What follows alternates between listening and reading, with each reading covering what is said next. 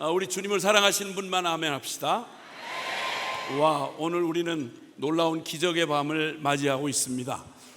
왜냐하면 오늘 우리는 주님의 말씀이 이루어지는 현장을 함께 이렇게 제가 짧지만 참여하면서 이사야 43장 21절에 살아계신 하나님의 말씀이죠. 성경에 그런 말씀이 있어요. 이 백성은 내가 나를 위하여 지었나니 나의 찬송을 부르게 하려 함이라. 여러분, 찬양의 가사가 오늘 여기 온 모든 친구들과 우리 젊은이들과 우리 성도님들 모두에게 미처 다 그 깊이와 높이와 넓이와 길이를 다 알 수는 없지만 어마어마한 고백을 했습니다.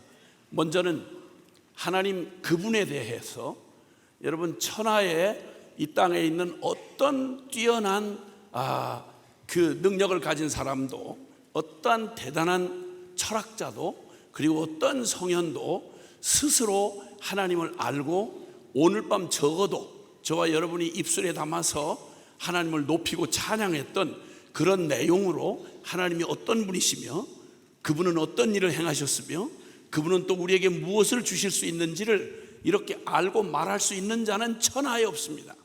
어떤 인간도 하나님과 그분이 원대로 계시를 주시지 않는 한 절대 알 수가 없는데, 오늘 짧지만 여러분이 찬양을 하면서 기쁨으로 고백했던 말, 그 한마디 한 소절 그리고 한 선언은 여기 영원히 인류 역사에 주어진 더 유일한 살아계신 하나님의 말씀, 즉 하나님이 누구시며 그 하나님이 무슨 일을 행하셨으며 그 하나님이 나와 무슨 관계인지에 대한 모든 역사의 비밀, 그리고 또 저와 여러분의 한 개인의 일생, 여러분이 이 땅에 오기 전부터 그리고 이 땅을 살아가는 지금을 지나서 여러분이 죽음 저 너머의 영원한 세계까지 그 일을, 그 비밀을 말해줄 자는 아무도 없어요.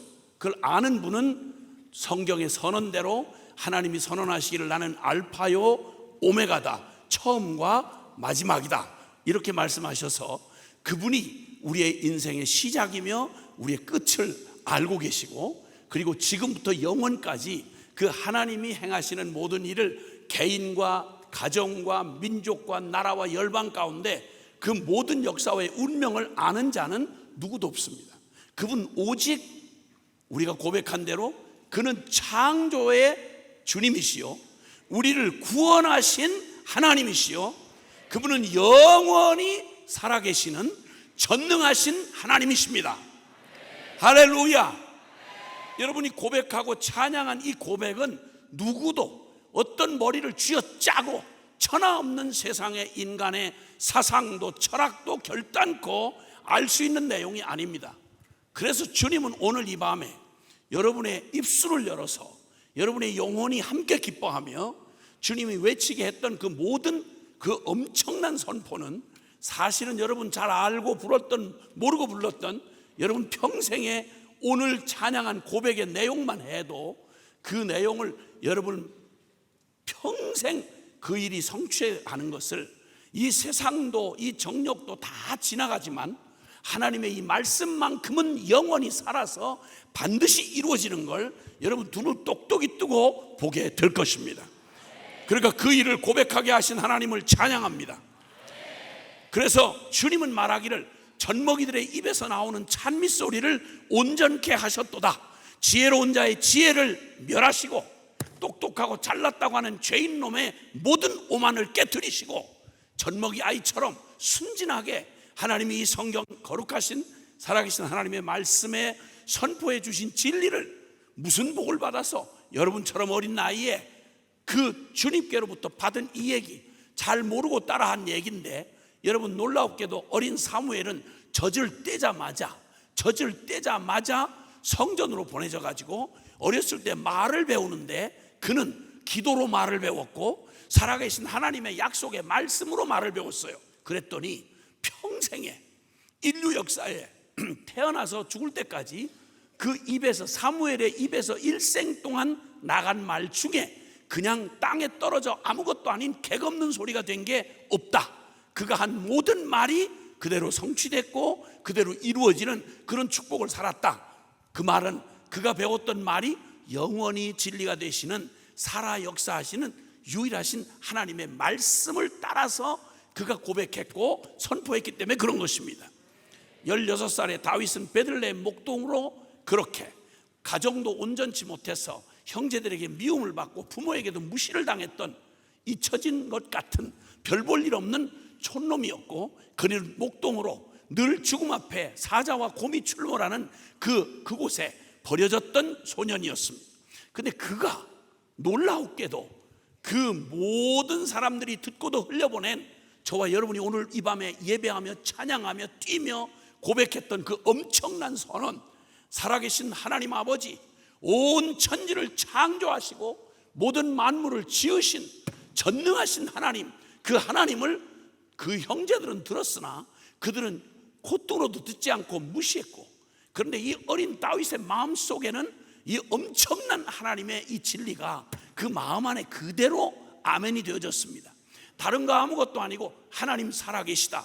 그래서 그는 시편 23편에 이렇게 고백합니다. 여호와는 하나님은 나의 목자시니 내가 부족함이 없으리로다. 아멘.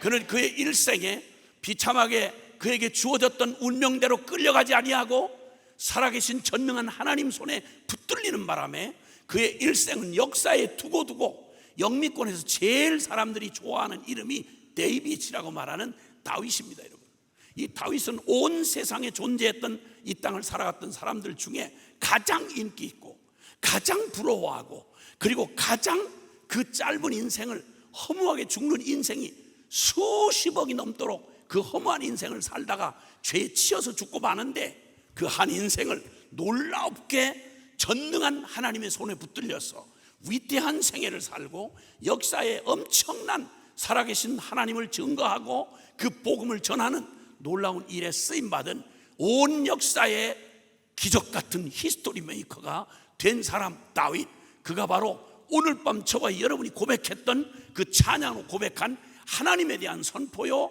그는 우리의 구원자요, 그는 우리를 긍휼히 여기신 하나님이요, 독수리같이 날개치며 올라갔던 힘을 주시는 우리의 영원하신 하나님, 사랑의 주님이신 것입니다. 여러분, 이 고백을 여러분의 입술에 고백을 하게 하신 주님을 찬양합니다.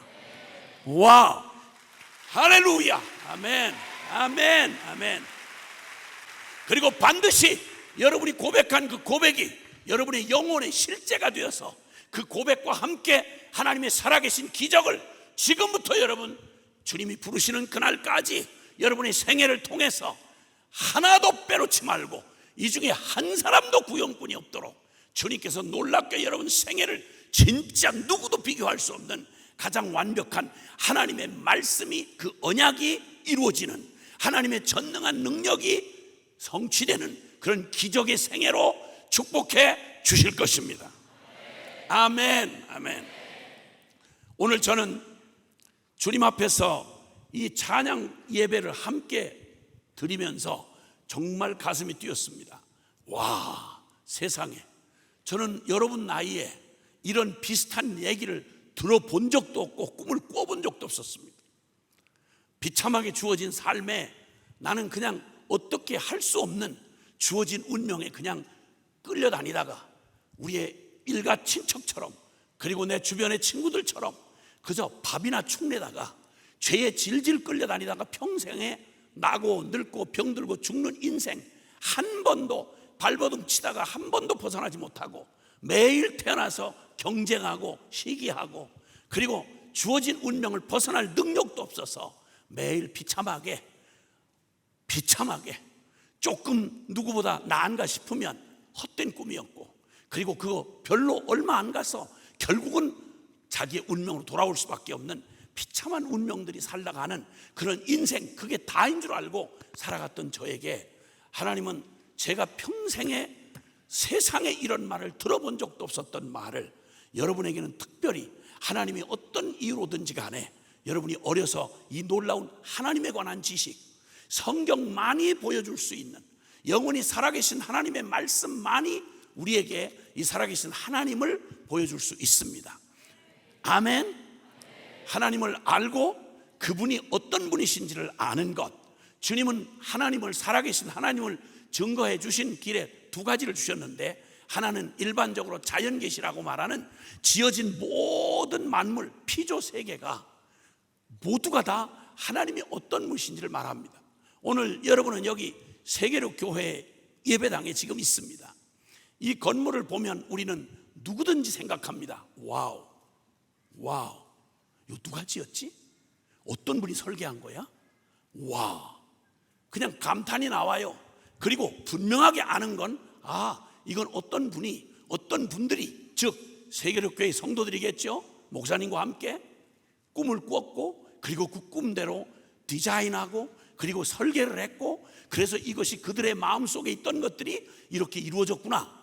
그러니까 그동안 우리는 다 보지 못했어도 이 예배당에서 꿈을 꾸며 하나님 앞에 기도하며 그리고 섬겨왔던 사람들을 우린 보지 못했어도 이 결과물이, 이 예배당 건물이 바로 그분들의, 우리가 보지 못했으나 그분들이 일해왔고 헌신했고 그분들의 땀과 눈물로 이 일을 이루었다는 사실을 이 결론이 알게 해주는 것처럼 살아계신 하나님이 어떤 분이신지를 성경은 시편 8편에 여호와 우리 주여, 주의 이름이 온 땅에 어찌 그리 아름다우신지요.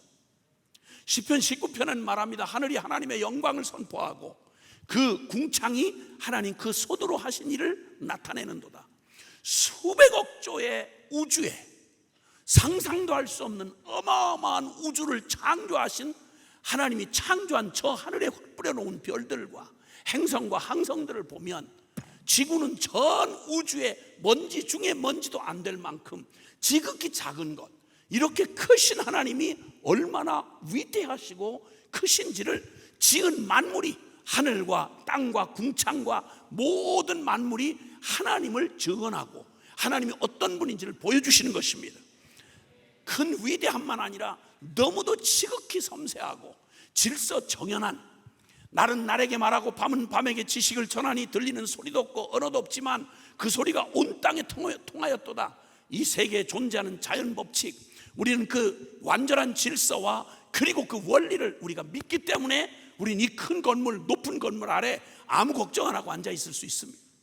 오늘도 낮과 밤이 정확하게 돌아가기 때문에, 그리고 사계절이 우리에게 오는 걸 알기 때문에 농사를 짓는 사람은 봄에 파종을 하고 가을에 추수할 걸 기대할 수 있는 것처럼 저와 여러분이 살아가는 이 땅의 모든 만물을 통해서 하나님은, 살아계신 하나님이 얼마나 위대하시고 얼마나 선하시고 얼마나 지혜로우시고 얼마나 완전하신지를 온 만물을 통해, 지어진 만물을 통해 보여주시는데, 그 중에 특히나 여기 계신 저와 여러분 모두에게, 여러분 어디서도 학교에서도 못 들어보고 천하의 어떤 철학이나 어떤 사상이나 이데올로기에서 듣지 못한 얘기를 성경만 말하고 있는데, 여러분 모두 한 사람 한 사람이 하나님을 쏙 빼다 닮은 하나님의 형상으로 지음 받았습니다, 여러분.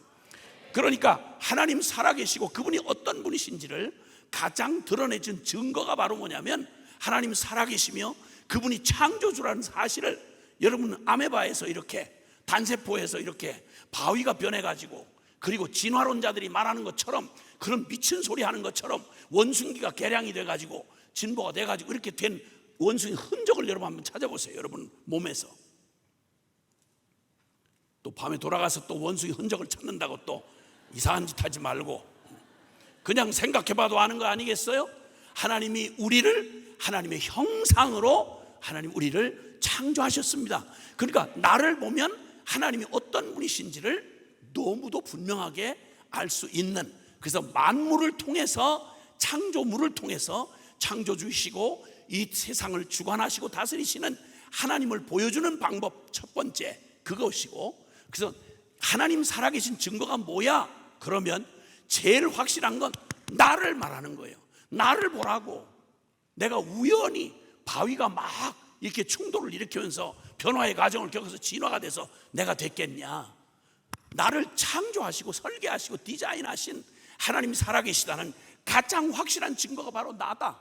온 세상 피조 세계가 이걸 자연계시라고 말합니다.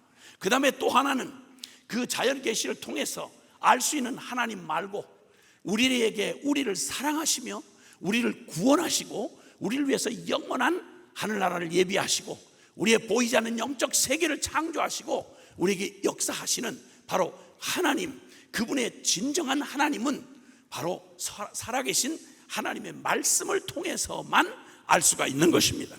첫째는 온 만물을 통해서 알 수 있고, 또 하나는 살아계신 하나님, 계시해 주신 하나님이 직접 우리 인간에게 하나님이 어떤 분인지를 알도록 하나님 성부 하나님, 성자 하나님, 성령 하나님에 대하여 하나님이 우리에게 당신을 계시해 준 게 하나님의 말씀 성경인 것입니다.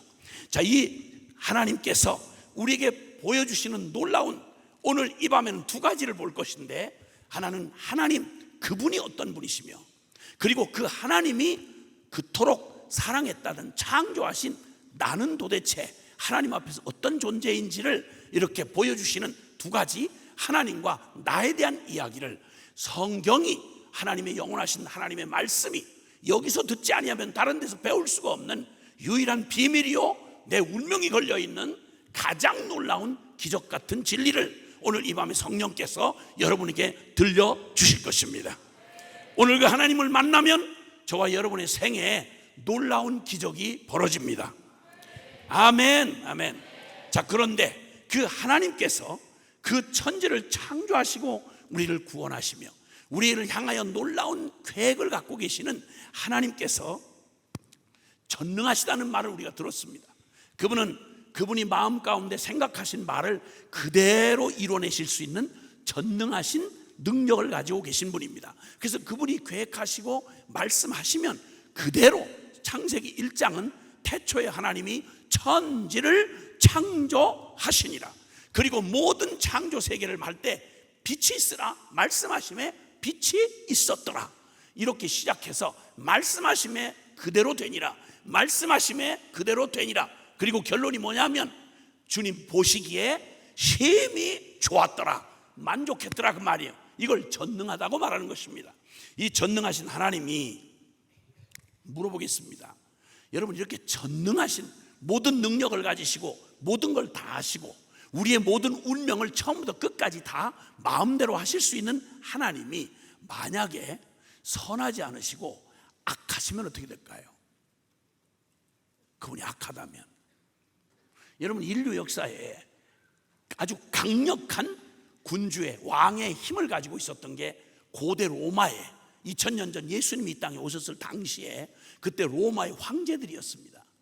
이 황제들이 그 로마를 통해서 통치할 때 전 세계에 로마의 영향력이 다 미쳤습니다. 왕의 말 한마디, 기분 하나에 그냥 노예들은 완전히 짐승 하나, 물건 하나 던져버리듯이 그냥 없애버리기도 하고 죽이기도 하고, 그리고 그 온 나라를 한 번에 지워버릴 수도 있는 절대 권력을 가지고 있었습니다. 그런데 여러분, 로마의 그 모든 권력을 지금 같으면 우리나라 민주헌법에는 이렇게 삼권 분립이라 해가지고 사법, 행정, 그리고 입법, 이렇게 권리가 다 분리가 되어 있지만, 그런데 옛날 왕의 시절에는요 이 모든 권리가 왕의 마음 하나에 달려 있었어요. 근데 그 왕들이 말이죠, 로마의 그 어마어마하고 엄청난 무소불위의 그런 권력을 가졌던 로마의 황제들이 대부분 사이코 같은 놈들이었습니다. 완전히 정신병자 수준, 악했습니다. 잔인했고요. 로마의 황제의 통치 아래 있었을 때 그 전능한 인간 중에서는 최고의 능력을 갖췄고 모든 권한을 가진 그가, 그 권력을 가지고 있는 그가 만약에 악하다, 우린 같은 민족이지만 이 짧은 전쟁 이후에 70년 동안 우린 두 눈 똑똑히 뜨고 보았고 온 세계가 다 인정하는 바, 전 세계에서 가장 악랄한 인권 탄압 국가가 3대 세습을 해가면서 지금 통치하고 있는 북한입니다. 똑같은 한국 조선 사람인데 우리가 남쪽에 사는 사람과 북쪽에 사는 사람의 운명이 완전히 다릅니다. 그건 절대 권력입니다.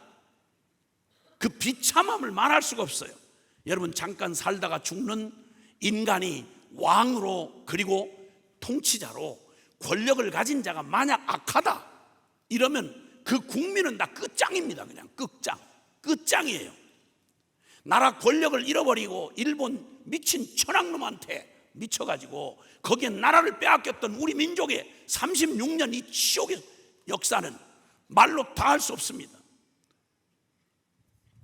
나라 못 지키고 권력을 남에게 손에 주니까 자기가 현존하는 똥오줌 싸는 인간이 지가 신이라고 현신이라고 해서 천황을 숭배를 했습니다. 과거에 예배당에서조차 그쪽 일본 쪽을 향해서 동방요배를 시켰습니다. 이 기가 막힌 일을 당하는 동안 이 무서운 폭군 밑에서 권력에 시달리면 여러분, 내 인생의 모든 권한을 가지고 있는 자가 만약에 악한 자다, 그러면 인생은 살아볼 것도 없고 끝입니다. 비극적인 것입니다. 그런데 여러분, 전능하신 하나님이 만약에 어떤 때는 선하신데 어떤 때는 악하기도 하시다, 변덕이 심하다, 그리고 나에 대해서 아무 관심도 없다, 만약 이러면 내 인생 전부의 운명이 그분한테 달려있는데 그 하나님이 만약에 악하다 이러면 여러분, 우리는 끝장입니다. 여러분, 살아볼 것도 없습니다. 태어나 산다는 게 비극입니다. 근데 오늘 우리가 고백하고 찬양했던 것처럼, 야 세상에, 시편 136편에는 이렇게 말합니다. 여호와께 감사하라. 그는 선하시며 인자하심이 영원함이로다. 여러분, 하나님 선하십니다. 하나님 사랑이십니다. 와, 하나님은 좋으신 분입니다. 항상 좋으십니다. 누구에게나 좋으십니다. 여러분, 이거보다 더 기쁜 소식이 어디 있겠어요? 나의 인생을 창조하실 뿐만 아니라 내 인생 전부를 손에 쥐고 계시고 내 인생의 끝을 운명을 갖고 계시는 전능하시고 전지하신 하나님이, 그분이 성경을 통해서 보여주시는 하나님이 어떤 분인가 라고 말할 때, 그 전능하신 하나님은 그 선하시며 인자하심이 처음에 잠깐 기분 좋을 때 좋았다가 나중에 변덕을 부린다거나 그냥 괴팍한 사이코 같은 군주들처럼 들쑥날쑥해서 언제 그 앞에서 신하가 죽을지 모르는 이런 불안한 왕이 아니라, 그분은 영원히 선하심과 인자하심이 영원하신 하나님이십니다.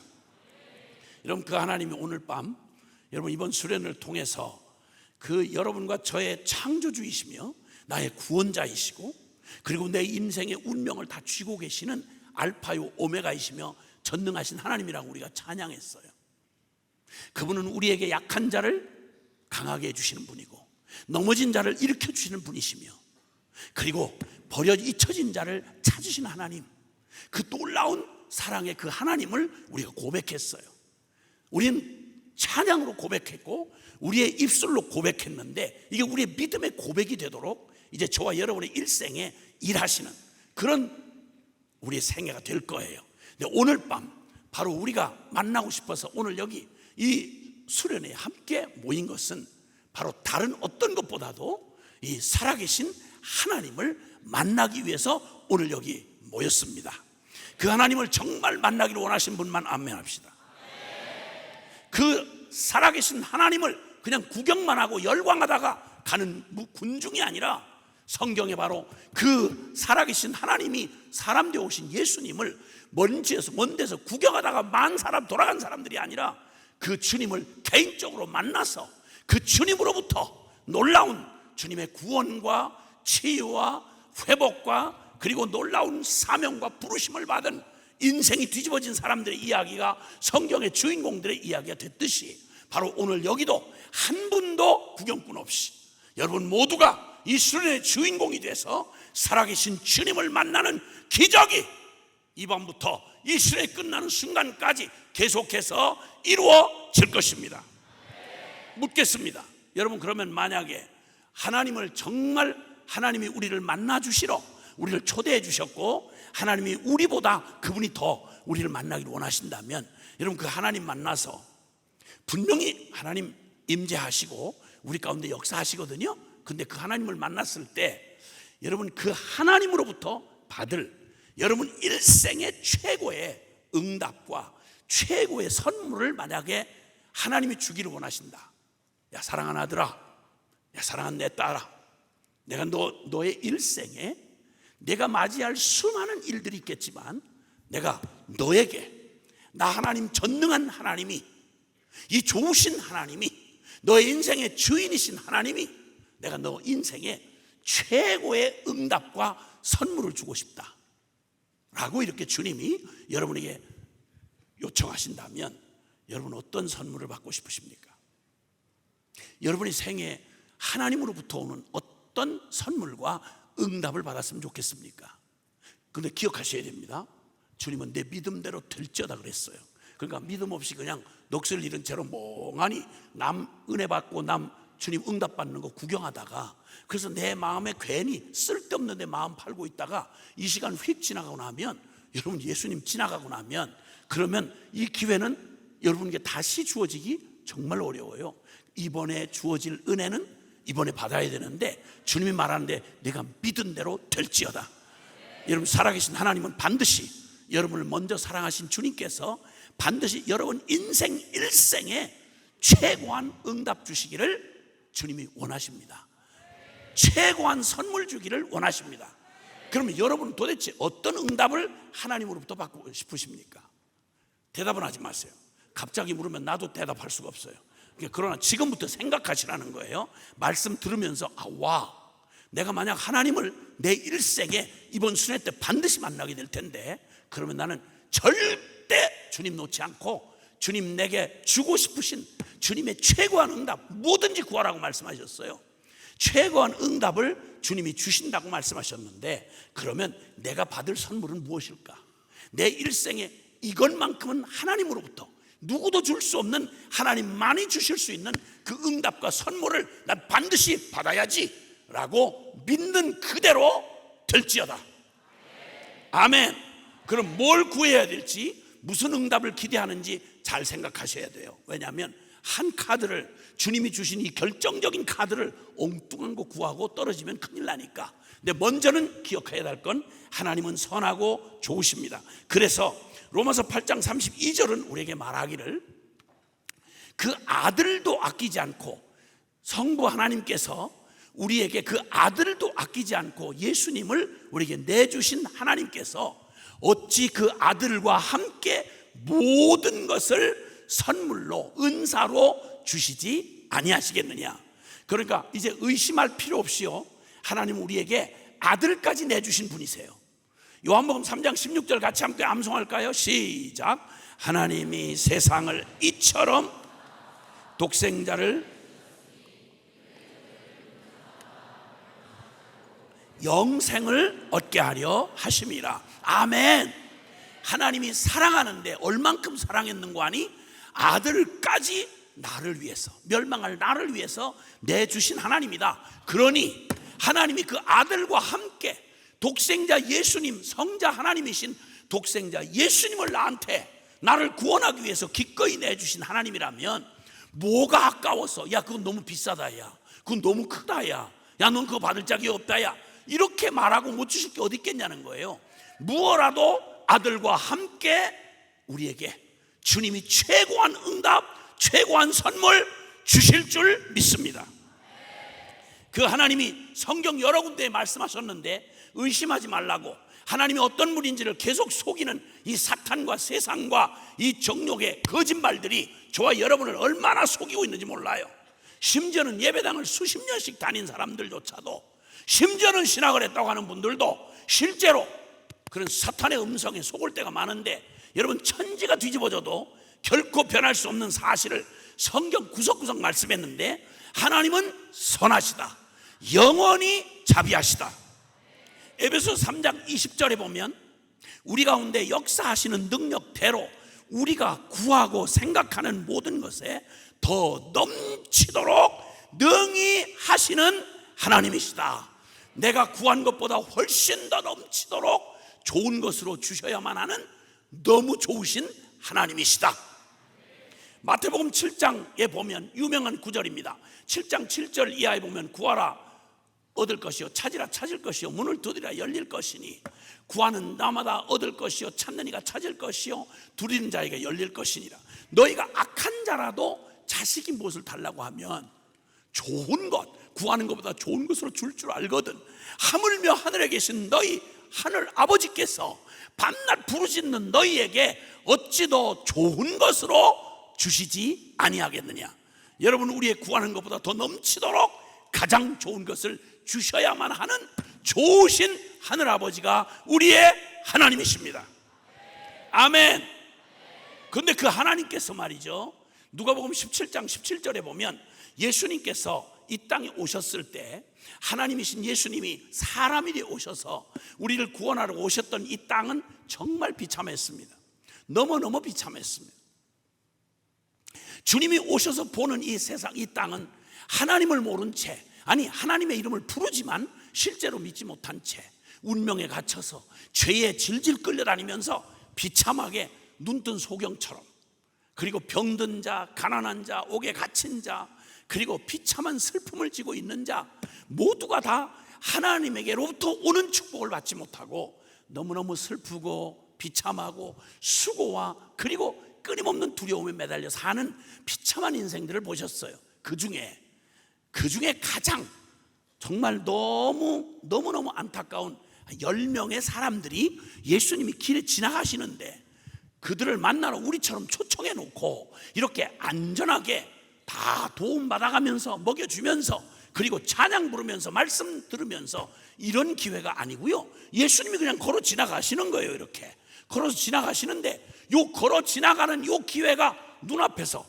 다 해봤자 요 반경 안에, 예배당이 넓으니까 요 반경을 벗어나면 그 예수님은 다시는 일생에 만날 기회가 없는, 사람들에게 가까이 갈 수 없었던 그 당시 가장 비참한 사람들이 문둥병자 혹은 나병 환자라고 말하는 10사람의 나병 환자들이, 옛날 말로 하면 문둥병자들이 몸이 썩어 떨어지고 여기서 썩는 고름이 줄줄 흐르고 사람들은 부정하다, 하나님 앞에 저주받았다 이렇게 생각하고 절대 가까이 가면 돌로 쳐서 죽여도 죄가 아닌 그렇게 무시당하고 소외된 그 사람들이 원해서 문둥병이 걸린 게 아닌데 그들이 어떻게 하다가 세상의 수많은 사람 중에 가장 불행한 병을 얻어가지고 소망 없이 그렇게 살다가 그때 당시에, 지금도 그렇지만 그때 당시에 그 병은 더 이상 한 번 얻어지면 벗어날 길이 없는 운명이었습니다.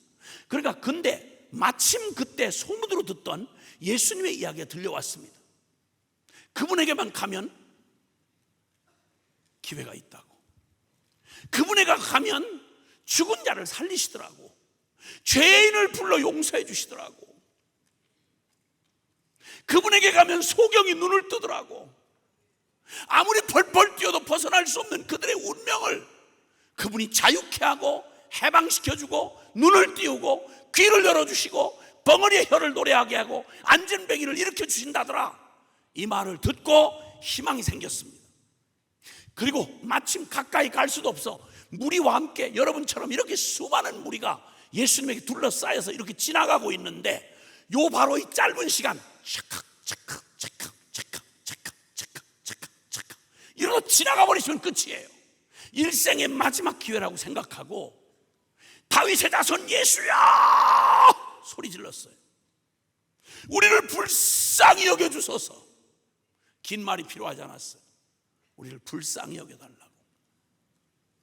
내 운명을 내가 어떻게 할 수가 없다고. 그런데 이 주어진 이 운명을 한 번도 꽃을 피우지 못한 채 인간 대접을 받지 못하고 이렇게 비참하게 쓰러져 가야 된다고. 근데 단 한 번 처음으로 용기가 생겼습니다. 부모도 못 도와주고 나라도 못 도와주고 종교 지도자들도 못 도와주고 누구도 그들에게 희망을 줄 수 없었는데 사람으로부터 오는 모든 희망이 끊겨졌는데, 그런데 천하에 태어나 처음으로 들은 얘기, 먼 옛날 아브라함과 다윗의 자손으로 오시는 메시아 구원자라는 분이 오시면 우리를 하늘의 하나님의 능력으로, 전능하신 하나님의 능력으로, 인간으로는 안 되는데 엄마도 못 도와주고 아빠도 도와줄 수 없고 더군다나 나는 나의 운명을 바꿀 수가 없는 이 비참한 운명에서 헤어날 수 없고 모두가 다 모든 게 가로막힌 그때에 오직 한 소망, 사람으로는 안 됐어, 끝장이야, 넌 틀렸어, 너 같은 놈에게는 미래가 없어, 야, 네 꼬라지 보라고. 누구도 거기서 희망을 말할 수 없을 때 지나간 옛날 얘기처럼 들었던 성경의, 구약 성경의 이야기, 메시아에 대한 하나님의 약속, 천지를 창조하고 이스라엘을 구원하시는 하나님이 그분이 약속했다는 메시아에 대한 약속, 메시아란 말은 구원자란 말이에요. 그리스도란 말과 똑같은 말이에요. 근데 마침 소문으로 들리는 거예요. 다윗의 자손으로 오시니 나사렛 예수라고 하는 분이 놀랍게도 그 성경에 약속된 기적을 통해서 그가 메시아인 걸 보여준다고 소문이 들려왔습니다. 지푸라기가 또 잡는 믿음으로 굳게 잡았습니다. 그리고는 등장하신 그때부터 시작해서 그들의 시야를 벗어날 때까지 소리쳤습니다. 10명이 다윗의 자손 예수여, 우리를 불쌍히 여겨주소서. 이 말 속에는 난 희망이 없어요. 재수없이 태어나서 난 운명 끝장이에요. 내게는 어떤 새로운 날을 기대할 수가 없어요.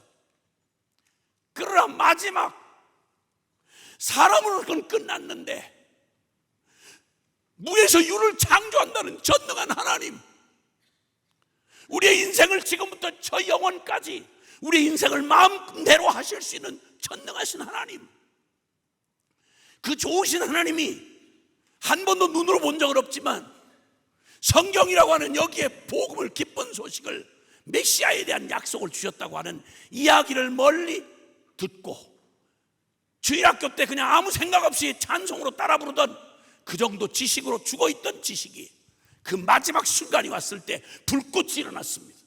그리고는 마지막 희망을 담아서 이 시야에서 벗어지는 이 짧은 순간 동안 예수야, 다윗의 자손 예수여, 우리를 불쌍히 여겨주소서. 다윗의 자손 예수여, 우리를 불쌍히 여겨주소서. 잘하는 기도도 아니었고 신학적 깊이 있는 내용도 아니었습니다. 결론이었습니다. 하나님과 문둥병 걸린 절망적인 자신밖에 없었습니다. 누구도 그들의 인생을 바꿔줄 수 있는 자는 아무도 없었습니다. 주님께서 그들의 외침을 들으시고 놀랍게도 그들을 불쌍히 여기사 그들에게 이렇게 말씀합니다. 내 믿음대로 될 것인데 너희의 몸을 제사장에게 가서 보이라. 그 말은 완전히 치유를 받았을 때 제사장이 확증을 해줘야만 되는 거예요.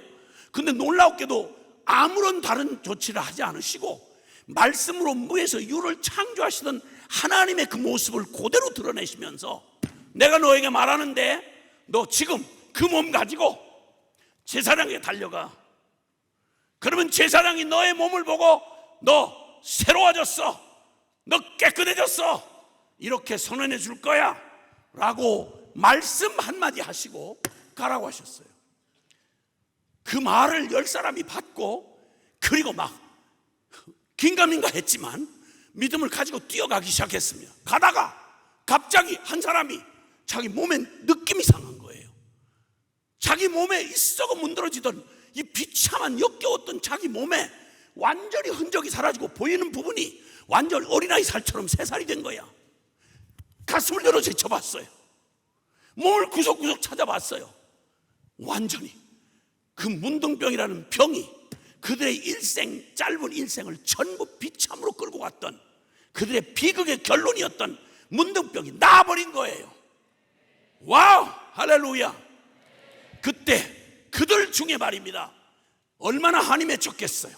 인간 대접 못 받았던 그들이 얼마나 외치고 싶었겠어요. 나도 사람이야, 나 보라고, 나 새롭게 됐다고, 야 나도 인간이야, 나도 인생 한번 떳떳하게 살아볼 수 있다고. 가족들도 버리고 민족도 버렸고 교회도 버렸던 나 하나님이 안 버렸어. 나 저주받은 놈이라고?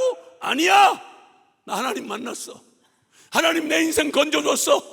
내 인생 바꿔줬어. 여러분, 그렇게 감격하며 그 한 맺힌 세월의 억울함 풀고 그리고 나도 한번 멋지게 한번 살아봐야 되겠어. 그리고 그들은 달려갔어요. 근데 그 중에 딱 한 사람, 문둥병자들 중에 단 한 사람, 이방인으로 취급받던 사마리아 출신의 문둥병자 하나가 자기 몸에 기적이 일어난 걸 보고 으악 하고 경악을 한 거예요.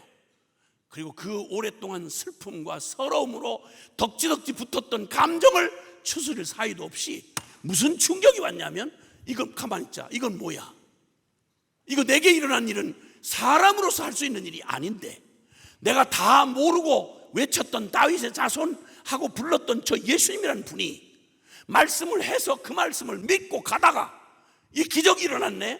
이건 저분은 그냥 사람이 아니네. 저분은 우리가 들었던 바로 그 하나님이네. 그리고는 제사장으로 가서 거기서 인증받고, 쉽게 말하면 감옥에서 추록하고, 억울한 그동안의 한풀이를 다 해가면서 내가 그래도 이런 놈이라고, 내가 꿈꾸던 이 땅에서 육신의 삶에 대한 야망, 이 모든 계획 생각할 겨를이 없었어요. 이에 관심은 뭐였냐면 바로 그분.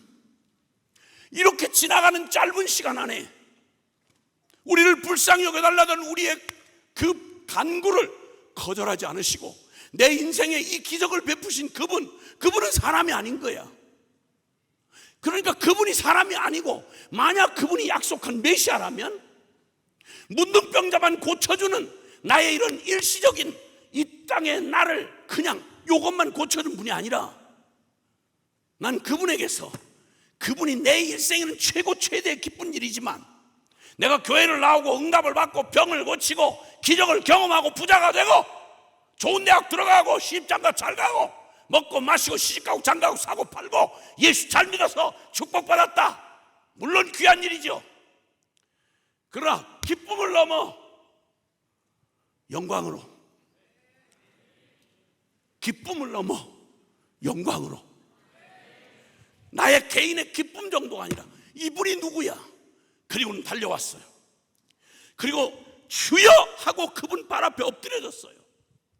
문둥병 나은 기적보다 한평생 운명같이 주어졌던 자기의 비참한 끝장난 인생이 다시 한번 기회를 얻었다는 이 기쁨보다, 그는 그를 살려주신 그분에 대하여 그분이 정녕 하나님 아니신가, 하나님이 보낸 메시아 아닌가, 그리고 와서 엎어졌어요. 그랬더니 주님이 이렇게 말씀하세요. 문둥병이 나은 사람은 10사람이 아니더냐? 그런데 9은 다 어디 가고 사마리아인 문둥병자 너 하나 여기에 왔느냐?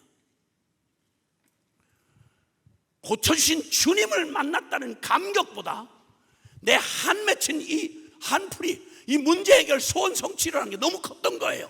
나 하고 살아갔던 이가 그 어마어마한 놀라운 주님을 만나고도 고작 해봤자 어차피 살다가 죽고 결국 끝날 죽어 썩을 몸뚱이 잠깐 몇 년 동안 유예됐다는 거, 이것도 큰 일이라고 하면, 여러분 그 살아계신 하나님 메시아를 만난 이거야말로 비할 데가 없는 거 아니겠어요?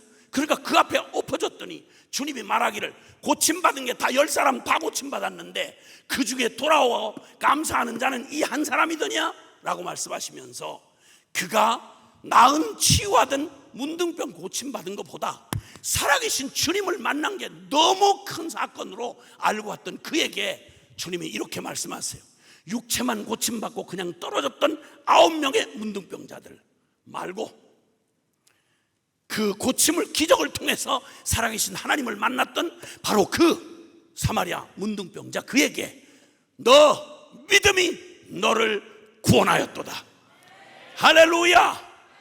주님은 우리의 육체의 고통과 우리 일생의 아픔과 우리의 운명 바꿔주기를 원하십니다.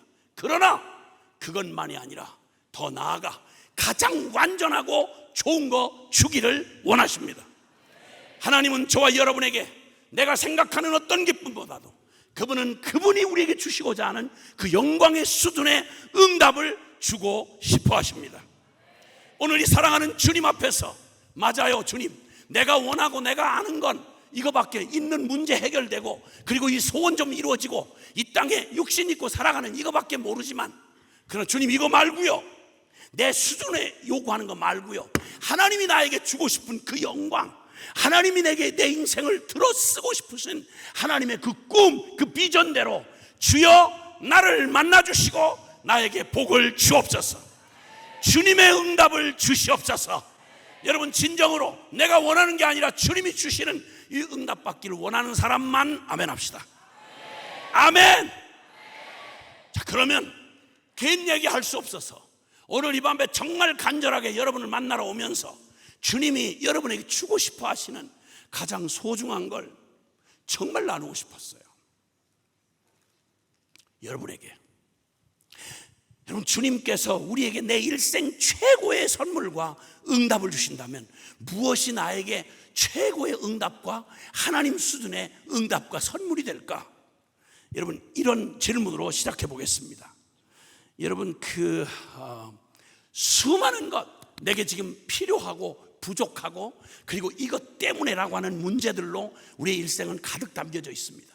오늘 이 밤에 내가 분명히 예언을 하겠지만, 여러분, 여기 오신 여러분이 얼굴이 다른 것처럼 여기 우리 함께 다 같이 예배 시간에는 같이 뛰며 기뻐하고 노래할 수 있지만, 여기 여러분에게는 말로 표현할 수 없는 여러분만의 아픔이 있어요. 여러분이 태어난 운명이 있는 거예요. 여러분 만족하세요? 여러분 엄마 아빠 만족하세요? 그냥 그대로 안 변하고 그 엄마 아빠 그대로 그렇게 그냥 돌아가실 때까지 안 변하고 아빠 그 성질 그대로 가지고 엄마 그 잔소리 그냥 그 잔소리 그 꼬질꼬질하고 정말 짜증나는 그 엄마 그대로 안 변하고 그대로 여러분 살아있는 날 동안 그대로 하나도 안 변하고 그 엄마 그대로 만족하세요? 거의 운명이 거의 자포자기 같은 대답 같아요. 아니에요, 우리 엄마 변해야 돼요. 진짜 지금 엄마로는 아니에요. 고맙긴 하죠, 엄마이기 때문에. 엄마 없는 것보다는 낫죠. 근데 엄마 저대로는 안 돼요. 우리 엄마 저대로는 안 돼요. 여러분, 여러분의 가정 다 말로 할 수는 없지만 뭐 그냥 안 봐도 대강 알지만, 여러분 가정 안 변하고 그냥 그대로 그 가정 그 수준 그대로 가족들 또 부모님들 또 여러분 가난 또 내지는 또 여러 가지 문제 꼬인 문제들 아마 수없는 질병도 있을 것이고, 지금까지 저와 여러분이 가지고 오늘 여기에 이르기까지 여러분이 지나온 여러분에게 가지고 태어난 여러분의 운명은요, 미안하고 죄송하지만 별로 못 바꿔요. 그 중에 제일 바뀔 수 없는 가장 중요한 얘기가 있는데, 그게 바로 뭐냐면, 여러분이 태어났잖아요. 그럼 여러분 반드시 늙어요. 미안해요, 이걸 청소년들한테 이런 말을 해서 되는지 모르겠는데, 내가 늙었기 때문에 너도 늙어라 이런 마음으로 하는 건 아니에요. 저도 그렇게 나쁜 마음은 없어요. 우리 아이들도 5명 있거든. 5명 있는데 5명 그 감탄은 적어서 감탄하는 거예요? 아니면 많아서 감탄하는 거예요? 많다고? 누가 키우랬어? 왜 여러분이 그렇게 탄식을 해? 애들은 다 우리가 키웠는데. 어쨌든 우리가 가지고 태어난 그 모든 사람들이, 여러분이 이미 사람으로 태어났잖아요. 대한민국 사람으로 태어났잖아요. 그럼 여러분 누구도 바꿀 수 없는 운명이 주어졌어요. 여러분 남자로 태어났으면 남자로 살다가 죽어야 돼요. 잘났든 못났든. 여자로 태어났으면 여자로 살다가 죽어야 돼요. 2가지 성을 주신 거 외에는 없어요. 아무리 뭐 장난질을 하고 뭐 요즘에 LGBTQ니 뭐 성전환이니 별 미친 소리를 다 해도, 그 억지를 부려봐도 그건 그냥 수술하고 없어져도요, 그래도 그건 남자는 남자고 여자는 여자예요. 쓸데없는 소리 하지 말고 그냥 그런 줄 알면 돼요. 그리고 또 여러분이 지금까지 태어나서 가지고 있는 이 생일이 있듯이 여러분 반드시 때가 되면 늙을 건데, 그래서 제가 어느 청소년 집회에 가서 막 수능을 끝내고 막 이제 해방감을 느끼고 우리의 미래가 남아있다 그래서 막 꿈을 부풀어지게 해주는 강사님들이 딱 즐비하고 있는데, 나를 강사를 잘못 불렀어. 제가 가서 꿈을 깨트리는 일부터 했어요. 그럼 너네 지금 한참 그 나이에 수능 끝내고 지금 와 이제 경쟁 끝났다 싶지만, 아니, 지금까지 한 경쟁은 경쟁도 아니야. 앞으로 너희는 피가 마르다가 나중에는 껍데기만 남는 그런 경쟁을 죽을 때까지 하다 죽게 될 거다.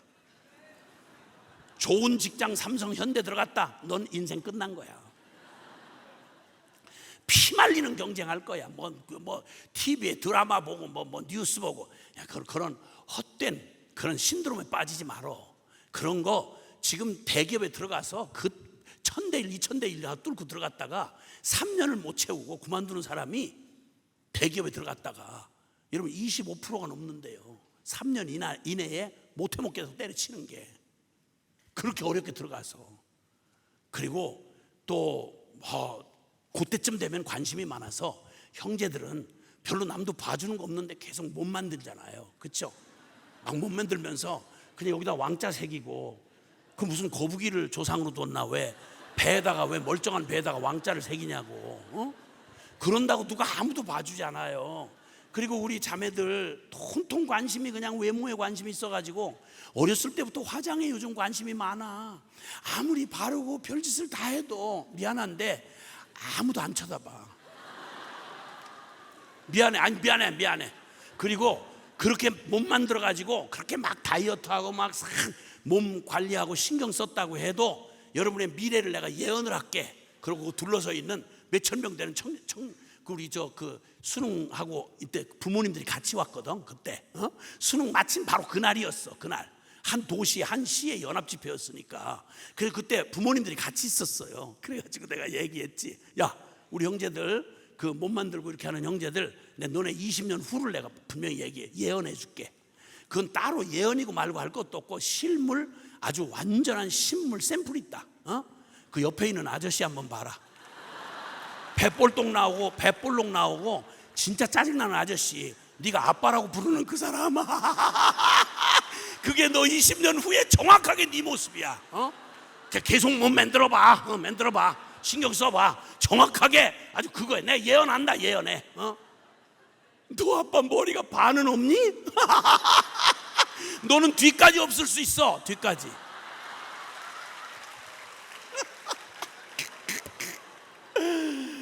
우리 5남매 중에 첫째하고 막내가 아들이거든. 아들인데 이 의리 없는 놈들이 제일, 다른 건 다 아빠 닮아도 좋은데 절대 닮고 싶지 않은 게 하나 있다는 거야. 그게 뭐냐 그랬더니 이거래. 그럼 나는 속으로 무슨 생각이 드냐, 자식아 조금만 기다려 인마. 나도 젊을 때 얼마나 숱이 많았으면 여기 면도할 때 이마가 좁아가지고 머리 숱이 너무 많아가지고 면도를 여기까지 했어요. 근데 나중에 예수님을 믿고 나서 너무 애쓰고 수고하는 걸 보시고, 사랑하는 아들아 너무 애쓰지 말아라 하고 이렇게 오르만져 주시는 바람에 내가 이렇게 된 거야. 그리고 우리 그 수능 본 우리 딸내미들 있잖아. 그냥 야 이제는 한번 멋있게 뭐든 막 영화에서 보던 뭐 이런 탤런트들처럼 한번 화장하고 모양 내고 막 이렇게 해보려고 그렇게 하는 자매들한테 얘기했어요. 자매들 내가 20년 후를 정확하게 예언할게. 다른 거 없어. 바로 네 옆에 앉아있는 그 짜증스러운 아줌마 봐라. 그게 너의 20년 후다. 그랬더니 서로들 쳐다보라니까 서로 쳐다봐. 그리고는 끔찍한가 봐. 아들이 엄마가 딸내미가 엄마같이 되기는 싫다는 거야. 그 엄마도 그러다가 그렇게 된 거야. 그 외할머니 보라고. 외할머니 그 외할머니 봐. 엄마하고 똑같아. 엄마가 시간이 흐를수록 외할머니 걸어가는 뒷모습만 봐도 똑같아. 너무 똑같아. 이게 여러분의 운명이야. 꿈 깨. 누가 아무리 여러분한테 비전이 뭐니 얘기를 해도 여러분 운명은 정해져 있어. 그 다음에 또 하나는 그게 바로 뭐냐면 반드시 죽어. 정확하게 죽어. 생일은 혹시 잊어버릴 수 있어도 반드시 존재하는 사람은 생일보다 더 분명한 게 죽는 날이야. 정확하게 죽어. 예수님이 재림하시기 전이라면 반드시 죽어. 이건 내 말이 아니야. 히브리서 9장 27절에 사람이 한 번 죽는 것은 하나님이 정한 법이요 그 후에는 심판이 있으리라. 자, 그러면 여러분, 내 운명이 한 번 사람으로 태어난 이상 여러분과 저는 벗어날 수 없는 여러분 운명은 정해져 있어요. 나고 늙고 병들고 죽어요. 그리고 놀라운 건 모든 순간이 순식간에 지나가요. 멈추질 않아요. 이건 제 말이 아니에요. 베드로전서 1장 24절에 사람은 풀과 같고 그 영광은 풀의 꽃과 같아서 풀은 마르고 꽃은 시들지 바로 사람이 그와 같아. 반드시 마르고 시든 날이 와. 아무리 대학 총장 아니라 세상 없는 국회의원 아니라 무슨 대통령 아니라 별의별 사람이라고 해도 그 사람 반드시 순식간에 지나가. 지금 파리 올림픽이 벌어지고 있잖아요. 거기에 그 한 번의 영광을 얻으려고 일평생 젊은 날을 미친 듯이 거기에 올인해가지고 그 월계관 한번 이거 타는 거 이거 한번 주목받고 사진 찍히고 그리고 승리했다는 쾌감을 얻기 위해서 그들의 가장 소중한 시간을 전부 거기다 때려 바치는 거예요. 미안하고 죄송한데 여러분 그거 받는 잠깐의 기쁨 사라지고 나면 그거 내 인생에 아무런 도움 안 돼요. 그거 반드시 지나가요. 그 영광도 지나가고 그 기쁨도 지나가고 다 그래요. 자, 그런데 이 운명만 아니라 육체를 입고 살아가는 저와 여러분의 이 운명만 아니라 여러분은 어쨌든 여기에 계신 여러분은 제가 분명히 볼 때 여러분 일생에 맞이해야 될 여러 가지 여러분 앞날에 기다리고 있는 좋은 일도 있을 거예요. 어떤 사람보다는 조금 비교해서 조금 나을 수도 있어요.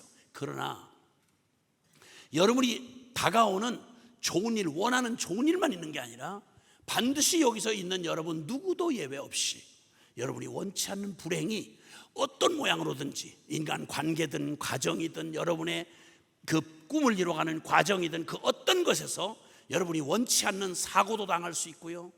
또 어떤 이는 장애를 갖고 있을 수도 있어요. 육체의 장애를 가질 수도 있고 사건 사고를 만날 수도 있고 인간 관계에서 사기당할 수도 있고 내가 남에게 아픔을 줄 수도 있고 심지어는 내가 원하지 않지만 호기심에 시작한 잘못해서 손대가지고 여러분 그 길로 나락으로 떨어져서 다시 돌이킬 수 없는 미궁에 빠져버린 마약 중독자들, 성 중독자들, 인터넷 중독자들, 중독 여러분 이렇게 해서 인생 한번 꽃도 펴보지 못하고 지금 시들어가는 수많은 이 땅의 젊은이들, 먹고 살만해진 세상에 이젠 다리 뻗고 좀 잘 살아볼 수 있는가 싶었더니 전 세계에서 자살률 세계 1위 15년 동안 OECD 국가 평균 2배가 넘는 자살률 세계 최고 수준 1위를 15년 동안 한 번도 뺏긴 적이 없는 기가 막힌 나라를 만들었어요. 여러분, 교통사고로 죽는 사망자 숫자만 1년에 13,000명. 그러면 중경상자를 치면 수십만 명이에요. 이 불행을 누가 원했겠어요? 깨어진 가정 말로 다 할 수 없어요. 교도소에 들어앉아 있는 지금 인생을 후회로 아무리 가슴을 쳐도 새롭게 시작할 수 없는 그 끔찍한 비극을 자기가 원해서 그 일 됐겠어요? 어떤 경우 아무리 평범하고 별일 없는 것처럼 살아가도 여러분에게 여러분의 일생은 누구와도 비교할 수 없는 중요한 거예요. 근데 그 일생이 아무도 여러분의 일생에 대하여 내게 주어져 있는 운명을 바꾸거나 변할 수가 없어요. 이런 우리에게 수많은 우리는 내가 불행한 이유, 내가 만족하지 않는 이유, 여러분 나이대로부터 시작해서 늙어서 지금 바로 죽음을 앞두고 있는 할아버지 할머니에 이르기까지 모두가 숨이 붙어 있는 동안 사람들이 바라는 게 뭔지 아세요? 내가 이렇게 불행한 이유, 만족하지 못한 이유는 내가 뭐가 부족해서, 내 소원이 이루어지질 않아서, 혹은 나를 둘러싸고 있는 문제, 이 끔찍한 가족 문제, 친척 문제, 건강 문제, 사업 문제, 빚 문제, 그냥 여러 가지 문제들이 나를 불행하게 하는구나. 그러니까 나 이 문제 해결과 소원 성취를 내게 이 상황과 조건을 좀 바꿔주면 내가 행복할 텐데, 내 주어진 이 운명을 벗어나 보려고 수없이 투쟁을 해요. 여러분 엄마 아빠가 그렇게 살아왔고 여러분도 이제 얼마 안 돼서 지금 나이 어린 거 아니에요? 중학생이라고 해봐야 다 3년 5년만 지나면 여러분 인생을 책임지고 냉혹한 현장으로 이 세상 한복판으로 나아가서 여러분 인생을 책임지고 발버둥 쳐야 하는 여러분 운명이 여러분을 기다리고 있어요. 준비되셨어요? 감당하겠어요? 누가 불행을 당하고 싶어 당한 사람이 있겠어요? 누가 사고를 만나고 싶어 만난 사람이 있으며 누가 사랑해서 결혼했는데 이혼하고 가정이 깨지고 박살나기를 작정하고 결혼한 사람 어디 있겠냐고. 누가 똑같이 공부를 하는데 좋은 대학 들어가고 싶지 않은 사람이 어디 있겠어요. 좋은 대학 나왔으면 다 잘 되는 줄 알았는데 미안하고 죄송한데 가장 명문대학에서 저 같은 사람 불렀어요. 왜 그랬나 했더니 경쟁에 시달려서 빛이 보이지 않는 사람들이 자살을 하기 시작했어요. 신문에 낼 수도 없는 일이에요. 하도 명문대학이니까. 이걸 누가 막아주나. 우린 이런 대책 없는 인생을 살아가고 있어요. 죽음에 내몰리고 경쟁에 내몰리고 해답 없는 인생의 운명에 도전해 본다고 말도 안 되는 비전을 주고, 여러분 이런 짓으로 사람들의 인생에 진짜 필요한 게 뭔지를 꿈도 꿔보지 못하도록 내몰린 이 영혼들의 모습을 보는 건 너무너무 가슴이 아파요. 그러면 얘기는 간단해져요. 이 똑같은 일을 가지고 있었던 한 사람이 이스라엘에 저 400년 동안 노예 생활했던 이스라엘 백성들이에요. 성경의 주인공들이죠. 그 사람들 400년 애굽에 세계 최대 강국이었던 애굽에서 짐승 취급을 받으면서 그냥 비참하게 노예의 삶을 살았어요. 400년 동안. 그러면 400년 동안 노예였기 때문에 받는 가족이 생리별을 해야 돼요. 주인이 짐승 취급을 해요. 짓밟고 폭력하고 인권이고 뭐가 없어요. 살고 죽는 게 자기 마음대로 안 돼요. 태어났는데 태어나 보니까 노예야. 살아가는 삶이 노예야. 이렇게 돼서 끝없는 운명으로 노예로 태어났다가 노예로 살다가 노예로 죽어. 이러던 그들이 하늘의 하나님 앞에 아브라함, 조상 아브라함에게 한 하나님이라고 하는 분이 생각났어요. 부르짖기 시작했어요. 열 문둥병자가 부르짖은 것처럼, 하나님, 조상에게 약속했던 하나님, 천지를 창조했다는 하나님, 인간을 지으시고 그들의 행복을 원하신다는 하나님, 우리의 이 고통을 좀 돌아와 주세요. 울어도 애를 써도 몸부림쳐도 우리는 이 운명을 벗어날 수가 없습니다. 여러분, 400년 종살이하던 애굽 사람의 운명은 여기 앉아있는 저와 여러분하고 다를 게 아무것도 없습니다. 지금 말한 것처럼 우리는 죽기 위해 태어났습니다. 내 인생 내 거라고 말하지만 아무것도 내 마음대로 되는 거 없습니다. 그 중에 제일 무서운 건 내가 아무리 머물고 싶어도 머물 수 없는 순식간에 지나가는 세월을 지나가고 있다는 거예요. 여러분, 무슨 해답이 있으시죠? 무슨 비전과 꿈으로 여러분 위안을 받고 계시죠? 여러분, 우리 냉정하게 우리를 봐야 할 필요가 있어요. 자, 그래서 그들이 그 기가 막힌 상황에 하늘의 하나님께 부르짖어서 아시는 대로 모세라는 지도자를 통해서 진짜 상상도 할 수 없는 인류 역사의 유일무이하게 출애굽이라고 하는 해방이 이루어졌어요. 우린 8.15 광복절을 만들고 우리가 일제 내 나라 내 땅에서 권력을 빼앗겼다는 이 이유 하나로 내 언어를 뺏기고 조상을 뺏기고 그리고 넋을 뺏긴 채로 일제의 황국 신민이 된다고 하는 이 기가 막힌 저주 가운데 36년 동안 우리 민족이 당한 수치만도 지금도 안 벗겨져요. 근데 400년을 노예로 살던 그들에게 오직 인간에 대한 희망은 없고 하나님에게만 희망을 바라고 우리를 이 비참한 운명에서 건져달라고 이렇게 외쳤는데 드디어 하나님이 응답해 주셔서 모세라고 하는 사람을 세워서 출애굽 구원을 해방을 허락해 주셨어요. 그리고 그들은 일찍이 보지 못했던 저 무서운 채찍에서 노예의 삶에서 신분이 바뀌어가지고 이젠 자유민이 됐어요. 애굽의 그 무서운 바로 왕과 그들의 채찍 아래서 벗어나서 이젠 하나님의 기적으로 살아갔어요. 40년 광야에서 계속 기적으로 살아갔어요. 날마다 기적의 만나가 내려졌어요. 일찍이 경험해 본 적이 없었어요. 바위가 깨져나가고 생수가 펑펑 쏟아져 나와요. 구름기둥과 불기둥으로 함께 하시는 하나님이 그들 눈앞에 있었어요. 날마다 기적의 연속이었어요. 그런데 전에는 노예 때문에 불행했던 그들이 노예가 바뀌어서 자유인이 됐고 그리고 그 채찍 맞고 배고프고 굶주리고 그 결핍이 불행인 줄 알아서 이것만 채워주면 음식 걱정 안 했어요. 매일 쏟아지는 만나, 순수한 만나와 그리고 생수를 먹으며 하나님의 보호를 특별한 기적으로 경험하면서 부족함이 전혀 없었어요. 그런데 여러분, 성경은 뭐라고 말하는지 압니까? 전에는 노예여서 불행하다고는 그들이 노예에서 벗어나서 하나님의 기적으로 해방을 받고 나니까 드디어 무슨 짓을 하는 거 아니? 신명기 8장 2절로 3절에 주님이 말씀합니다. 그 얘기를 회고하시면서 말씀하는 게, 내가 너희를 광야로 이끌어내서 광야 40년 동안 너희를 줄이고 목마르게 하시면서 너희에게 오직 세상에서 인간 힘으로가 아니라 하나님의 기적으로 주는 만나와 메추라기를 주시고 반석의 생수를 먹게 하신 까닭은, 그 이유는 너희의 마음이 어떠한지,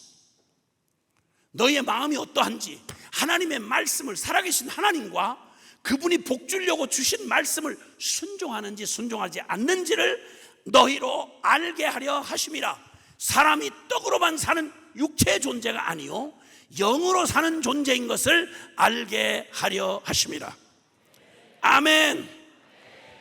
여러분, 아무리 용맹한 사자도요, 실력이 남아있어 힘이 남아있어도 배부른 사자는 절대 다른 짐승을 옆에 뛰어다니는데도 사냥하지 않는답니다.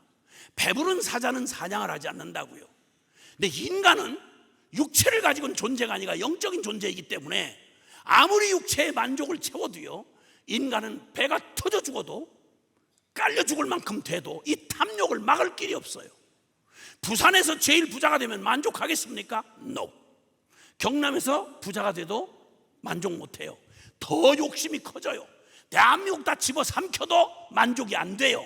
이게 인간의 무적행 같은 이 영적인 존재를 가지고 있는 우리에게는 환경이나 조건 바꿔줘서 우리가 만족하거나 행복할 수 없다는 사실을 역사에 보여주었어요. 어떻게 해야 되죠? 우리에게 필요한 건 뭐죠? 먹을 거 없어요. 돈이 있어야 돼요. 집 좀 있으면 좋겠어요. 지위가 좀 있었으면 좋겠어요. 나 실력이 있었으면 좋겠어요. 외모가 있었으면 좋겠어요. 그럼 여러분이 그걸 다 가지면 우리는 만족할까요? 우리 안에서 새로운 선한 게 나올 수 있을까요? No. 결론처럼 말씀드리는데, 여러분, 사람에게 가장 필요한 게 있어요.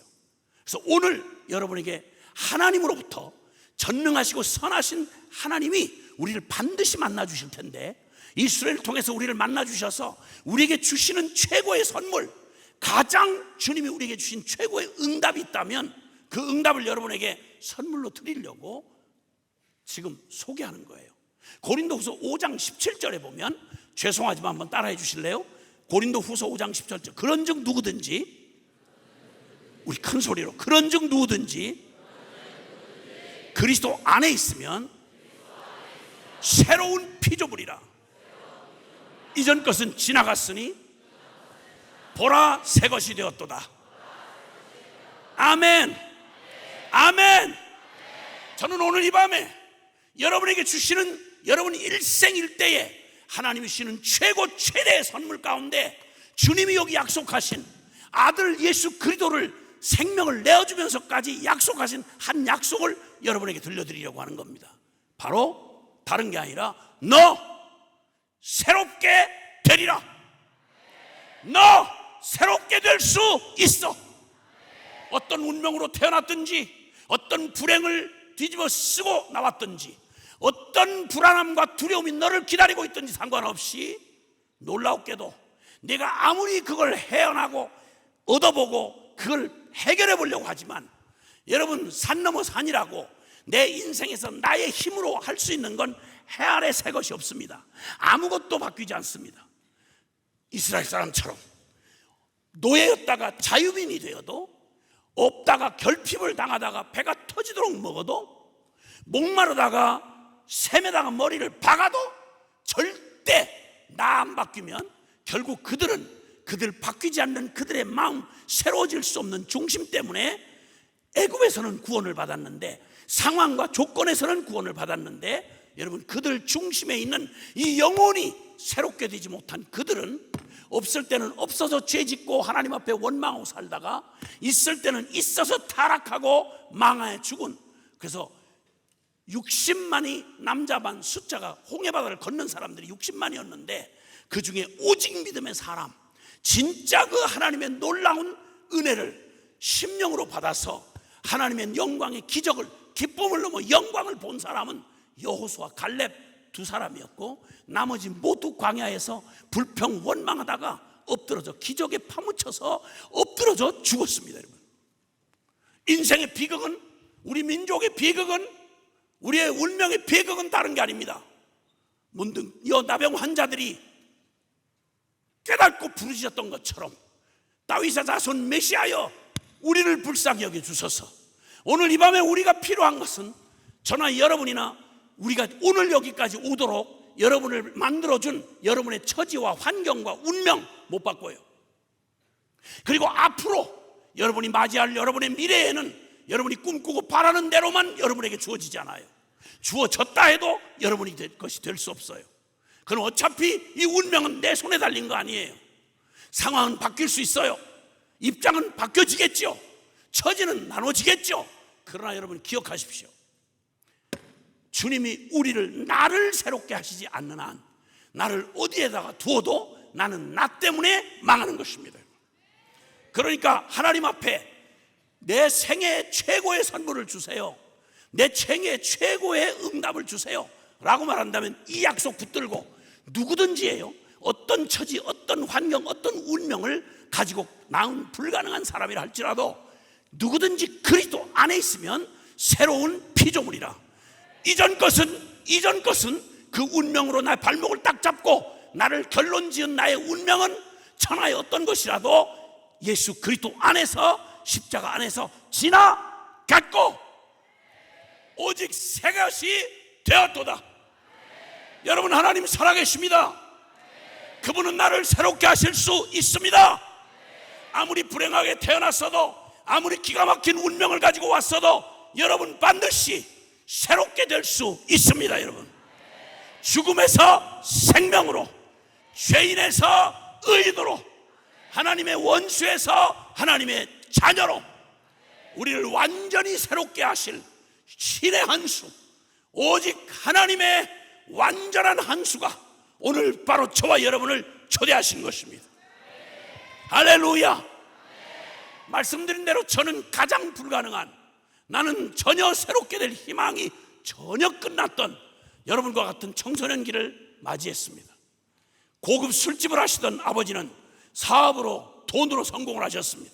멋진 여자들, 탤런트 뺨치는 여자들을 여럿을 데리고 자기 직원으로 쓰면서, 기생으로 데리고 쓰면서 세상에서 성공한 유명 인사들과 교제하시면서 한껏 부풀었습니다. 아버지는 우리 집안이 그렇게 적지 않은 집안의 장손이었습니다. 일정 시대를, 일제를 지나고 6.25를 동란을 지나면서 죽지 않고 살아남아서, 불사조처럼 살아남아서 가족 떨거지를 다 먹여 살렸던 집안의 영웅이었습니다. 작은 영웅이었습니다. 그는 다 부러워했습니다. 리더십 있었고, 그리고 시세를 판단하는 예리한 판단력이 있었고, 불굴의 투지로 죽음을 두려워하지 않고 가족들의 생계를 다 책임지는 그런 멋진 아버지인 줄 알았습니다. 근데 그 아버지가, 겉으로 성공한 아버지가 모든 게 좋을 수는 없었습니다. 우리 가족에게는 지옥의 저승사자였습니다. 가족들에게 그 스트레스, 쌓인 스트레스를 술이 이빠이 돼가지고 알코올 중독 수준이에요. 가족에게 돌아오면 밤새도록 생사가 왔다 갔다 하는 극단의 술 주정으로 늘 아버지의 폭력에 시달려야 했습니다. 잘 나가시던 아버지가 어느 날 어린 우리가 눈치를 채기 전에 돈도 여자도 술도 고급스러운 삶도 남들 다 부러워하는 성공을 하셨는데 무슨 까닭인지 아버지가 행복을 느끼지 못하는 거예요. 몰랐죠. 저 중학교 2학년 때였습니다. 아버지가 거의 삶을 포기하듯이, 요즘으로 말하면 미필적 고의에 의한 자살이죠. 아버지의 비참한 죽음을 저 중학교 2학년 때 맞이했습니다. 벽제 화장터에서 그 떵떵거리고 살던, 그 의기양양하던 아버지가 철 쇠침대에 가서 1시간 반이 넘는 기름불에 타더니 그 멋진 아버지가 뼈만 몇 마디 남고 재와 함께, 뼈마디 몇 개 굵은 뼈와 함께 해골만 남아서 나왔습니다. 그걸 쇠 절구에다 빻았습니다. 부셔서 가루를 만든 다음에 요만한 유골 상자에다 담아서 중학교 2학년 교복 입고 있는 내게, 이게 너의 아빠야, 이게 너 아버지야. 아버지? 아버지? 한 번도 아버지가 나한테 안 가르쳐 준 게 있다는 걸 그제서 깨달았어요. 사람 왜 살지? 난 누구야? 결국 이렇게 되자고 하는 거야. 남들 다 전쟁 폭탄에 죽어가고 가난과 그 절망에 그렇게 쓰러져 갈 때 오뚜기처럼 살아남아서 성공했다던 아버지가 나 중학교 2학년 때, 아직은 젊은 나이에, 그리고 거의 자살 수준으로 비참하게 실패자로 돌아가시고 뼈가루 한 줌을 내한테 안겨주면서 이게 아버지야. 사람은 뭐지? 나는 왜 살지? 그리고 내가 혹시 천에 하나 만에 하나 아버지처럼 성공할 확률도 없지만 혹시 성공했다면 내가 술집 사장 될 거 아니야. 그리고 그 다음에는 아버지처럼 이렇게 죽을 거 아니야. 이걸 살려고 애를 쓰는 게, 이렇게 끝날 놈의 인생을 유명 대학 간다고 미쳐가지고 집안 전체가 고산병을 앓으면서 그렇게 좋은 대학 갔어, 유명 인사 됐어, 영향력을 끼쳤어. 뭐 하려고? 나는 가장 심각한 질문을, 아버지가 자식인 나한테 사람이 무엇인지를 물어라, 어떻게 살아야 되는지를 배워라, 네가 모르면 그걸 알려주는 예배당이 있다, 교회 가면 하나님을 만나게 되고 하나님은 그 인생에 대한 사람이 무엇인지, 우리의 미래가 죽음 이후에 어떻게 되는지, 이 땅에 왜 살아가야 하는지 가장 중요한, 어떤 철학자도 어떤 성자도 어떤 세상의 스승이라 하는 작자들도 결코 말해줄 수 없는 그 얘기를 유일하게 가지고 있는 게 교회다. 너 교회를 찾아가라. 이렇게 나한테 가르쳐줬더라면 난 이렇게 비참하지 않을 뻔했어.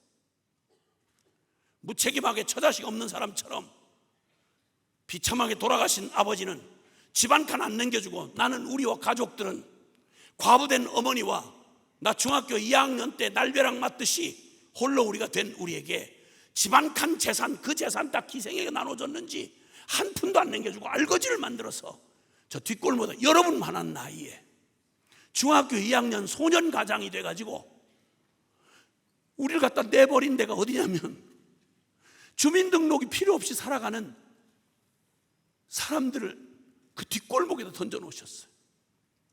술, 마약, 살인, 음란, 폭력, 이게 늘 그 동네 뒷골목에 주민등록도 없이 사니까 살든 죽든 아무 상관없어요. 몸 팔고 살고 창녀들과 함께 날마다 뻑하면 한 놈 죽어서 슬쩍 처리해버리고, 이게 일상인 뒷골목에 거기에 내던져졌어요. 가장 민감한 시기에 아버지를 잃고 왜 살아야지? 인간 쓰레기 같은 인간들 틈에 끼어서, 이건 인간도 아니에요. 무슨 개도 아니고 이건 짐승도 아니에요. 멀쩡하게 피맛을 안 보면 하루를 지나갈 수가 없었어요. 끓어오르는 분노를 가지고 이걸 죽여버리고 끝나고 싶은데, 불을 확 찔러버리고 싶은데, 남은 우리 엄마하고 우리 가족들이 불쌍해서 끝장을 못 내겠는 거예요. 이러지도 저러지도 못한 채 도저히 이 두려운 세상을 어디서 시작해서 왜 존재하며 어떻게 끝날지 아무도 알려주는 사람이 없었어요. 나라 대통령도 대학 총장도 수많은 종교의 그 대단한 폼 잡고 다니는 성직자들도 나한테 이런 걸 가르쳐줄 사람이 없었어요. 이 기가 막힌 암울하고 끔찍한 시간을 짐작이나 되세요? 여러분과 똑같은 나이였어요. 그리고 내 운명은 바뀌어질 가능성이 전혀 없었어요. 그리고 그 예측처럼 우리 가족의 대부분은 아버지가 남겨준 그 저주를 안고 비참하게 밥벌이해 가면서 비참하게 살아남았어요. 중간에 죽거나 아니면 살아남았어요. 이 끔찍한 절망 앞에 섰을 때 저의 자살도 모질질 못하니까 몇 번을 시도하다가 실행을 끝까지 못하고 결국 실패했어요. 자살도 실패했어요. 청소년 자살률이 요즘 높아진다는데 오늘날 그런 게 아니라 나 때도 그랬어요. 그리고 그 마지막에 자살도 실패한 내가 나를 미워서 못 견디겠는 거예요. 왜 태어났니 너? 난 이 재수없는 인간, 너 왜 태어났니 너? 죽어지지도 않고 왜 건강은 그렇게 하니? 밥은 왜 이렇게 많이 먹니? 그래서 나를 학대하는데 자학증에 시달리고 있던 어느 날 새로워질 가능성이 눈꼽만큼도 없었어요. 아버지의 도움을 받았던 일가 친척은 한 사람도 코끝도 보여주지 않았어요. 찌그러지고 망한 우리 가족을 아무도, 일가 친척 많은 집안이 하나도 도와준 적이 없어요. 이게 인간이었어요. 야, 이거 개되지만도 못한 인간들이구나 이거. 그렇게 돈 잘 벌 때는 아버지 앞에 알랑거리고 문턱이 닳도록 사돈의 팔촌까지 찾아오더니 망하고 볼 것 없으니까 이렇게 버림당하고 팽당하는구나. 그리고 나도 나를 포기했어요. 여러분, 이 외로운 청년에게, 이 갈 바를 알지 못하는 이 청년에게 새로워질 수 있는 희망이 있을까요? 여러분에게 묻고 싶어요. 새로워질 수 있습니까? 나 같은 놈, 자살도 실패한 놈, 중학교 중퇴인 놈, 망한 술집 아들 놈, 용기가 없어서 조폭 두목이 되지 못하고 불도 못 사지르겠는 거예요. 어줍잖게 불쌍한 우리 엄마랑 우리 동생들이 있으니까 나 새롭게 될 수 있을까요? 난 두려움이 너무 많아요. 잘못 재수없이 태어나서 망한 술집 아들이에요. 역사도 너무 힘겨운 데 태어나서 이 지경이 됐어요. 나 같은 놈 새롭게 될 수 있을까요? 여러분, 나 같은 놈을 만나면 희망 줄 수 있겠습니까? 너 새롭게 될 수 있다고. 어디를 가면 희망을 줄 수 있을까요? 절간에 가면 희망 줄 수 있을까요? 좋은 대학에 총장님이 희망을 줄 수 있을까요?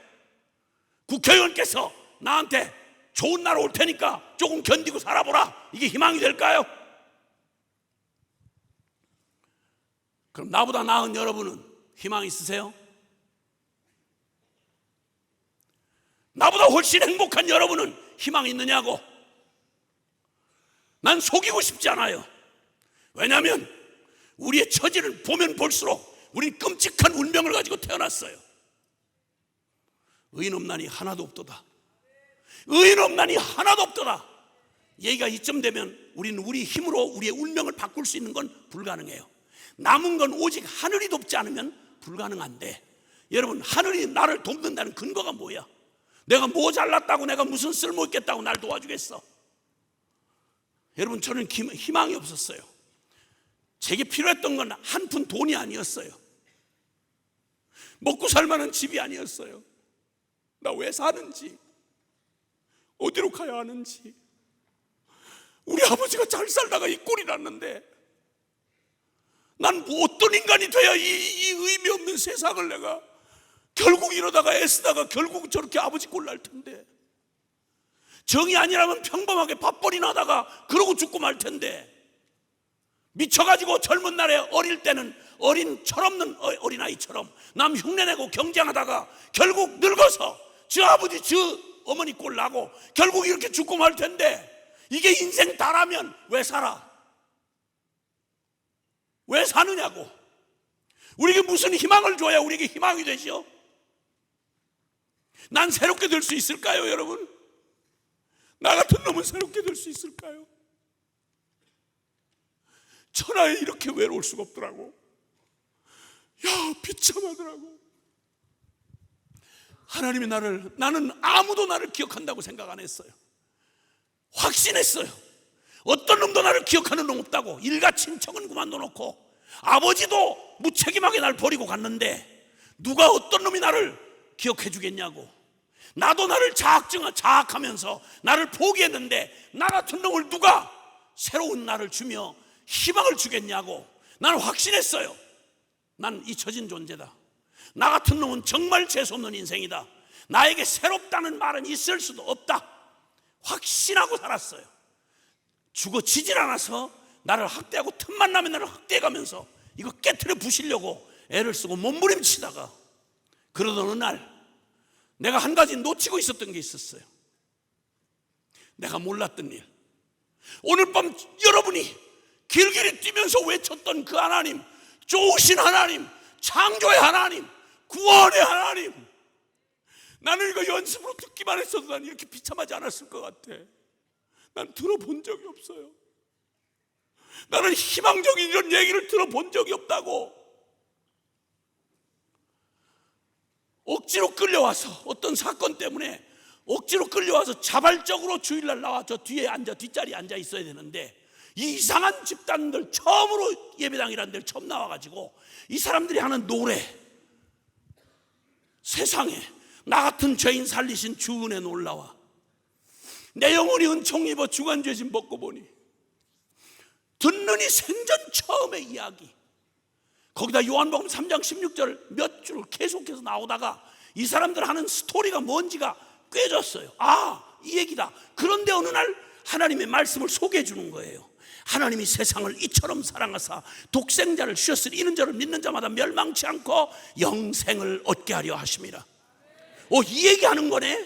이 얘기. 난 처음으로 깨달아진 게 천지를 창조한 조물줄 아는 신이 있다는 말을 태어나 처음으로 들었어요. 그리고 그 무서운 보통 신은 히랍의 신이나 세상의 다른 모든 단군 신화에 나오는 신들이나 다른 모든 신들은 대부분 괴이하고 인간 내면에서 만든 작품들이기 때문에 괴팍하고 이상해요.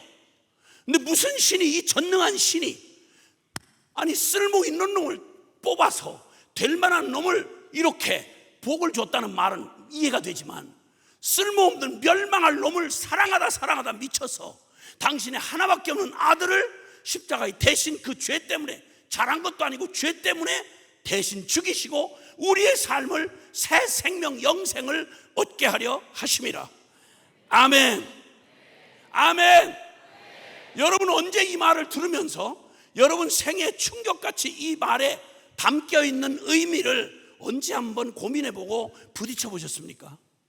난 태어나 처음으로요, 누가 가르쳐준 게 아니라 억지로 끌려온 예배당 뒷자리에서 듣고 있다가 설명할 수가 없는데 내가 처음으로 내가 영혼의 존재라는 걸 깨달은 게 그날인데, 이 요한복음 3장 16절의 의미가 그 천지를 지으신 하나님이 나를 이처럼 사랑했다고 하는데 천지를 창조한 신이 있다는 말을 처음 들었고요, 그 신이 괴팍한 신이 아니라 너무너무 사랑 자체이시라는 것도 처음 들었고, 그것도 사랑받을 만한 자격이 있는 놈이 아니라 사랑할 건덕지가 하나도 없는 새롭게 될 가능성이 전혀 희망이 없는 자를 이처럼 사랑하사.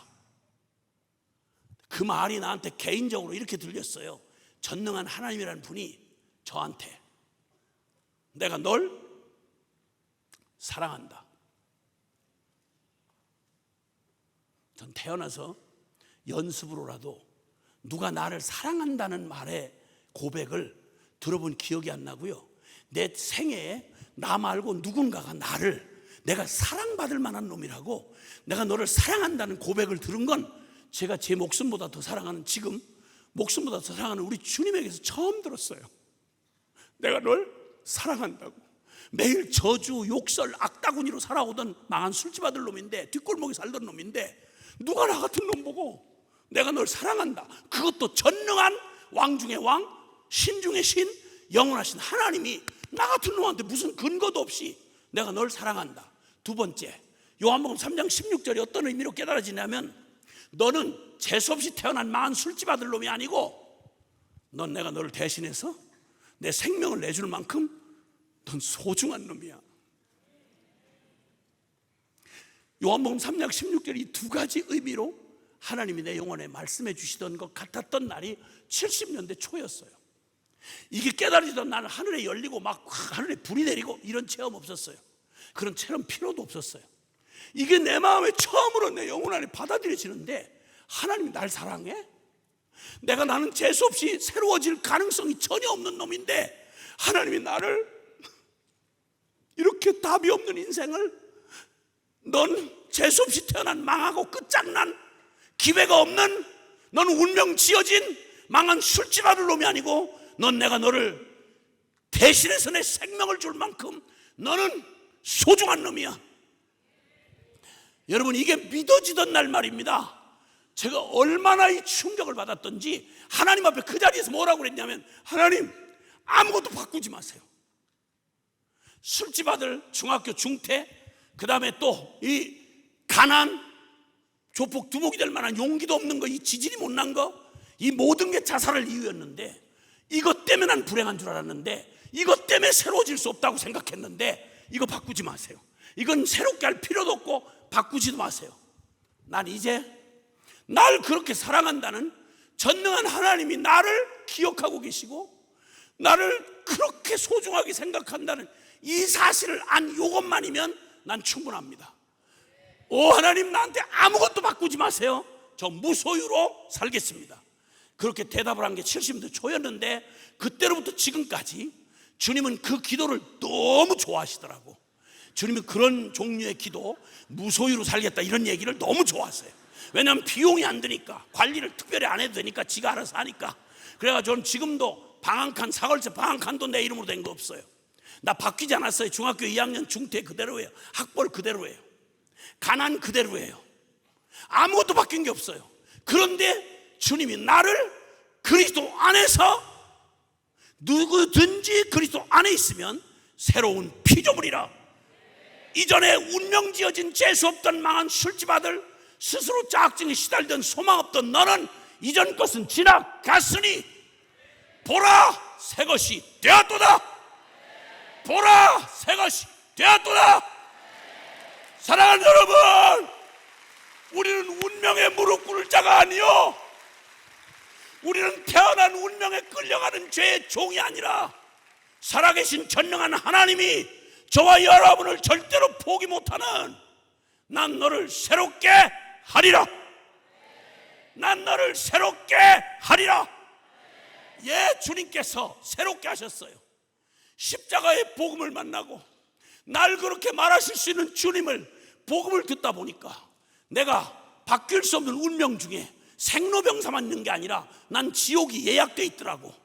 나는 로마서 3장 9절 이하에 유대인이나 이방인이나 모두가 죄 아래 있다고 우리가 이미 선언하였느냐. 10절에 기록되었으되 의인은 없나니 하나도 없도다. 맞아요.